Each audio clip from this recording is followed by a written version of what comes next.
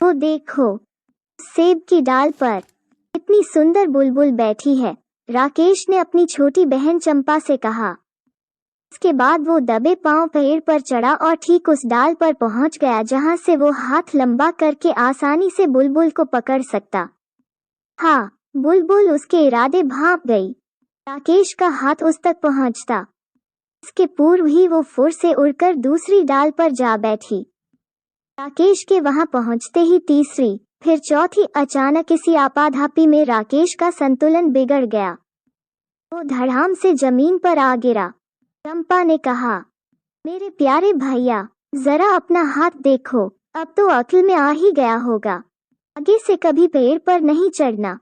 आज हाथ पर चोट आई है, कल गर्दन टूट सकती है। बकवास मत करो। राकेश ने ठहाका भरते हुए कहा, यह तो कुछ भी नहीं है। वो तो मेरी पकड़ से भयभीत हो जान बचाकर इधर उधर भाग रही थी। अगली बार मैं उसे जरूर पकड़ लूंगा। यह संभव नहीं है, चंपा ने कहा। पक्षी तुमसे ज्यादा चालाक और समझदार हैं। वे खतरे की जगह पर दोबारा नहीं बैठते। यही बुलबुल उड़कर अब किसी और पेड़ की फुंगी पर बैठी चहक रही होगी, और तुम सोच रहे हो कि अगली बार फिर तुम पेड़ पर चढ़कर उसे पकड़ने का प्रयत्न करोगे। एक जहाज कलकत्ता जा रहा था। उसमें मुसाफिरों के साथ एक बंदर भी यात्रा कर रहा था। अचानक समुद्र में तूफान उठा। जहाज डावाडोल होने लगा। कुछ देर बाद डूब भी गया। ज्यादातर मुसाफिर डूब गए।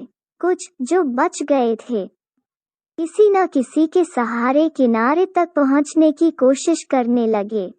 तभी एक बड़ी सी मछली पानी में दिखाई पड़ी। बंदर उसी की पीठ पर बैठ गया। मछली बड़ी भली थी। वो बंदर को लेकर किनारे की ओर बढ़ने लगी।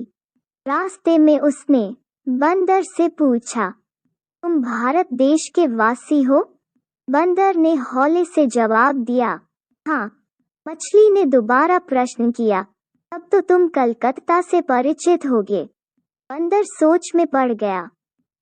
कुछ क्षणों बाद बोला, हाँ हाँ, क्यों नहीं। कलकत्ता तो मेरा लंगोटिया यार है। मछली समझ गई कि उसकी पीठ पर कोई मक्कार बैठा है। उसने तुरंत गोता मारा और बंदर को अपने हाल पर छोड़कर चलती बनी।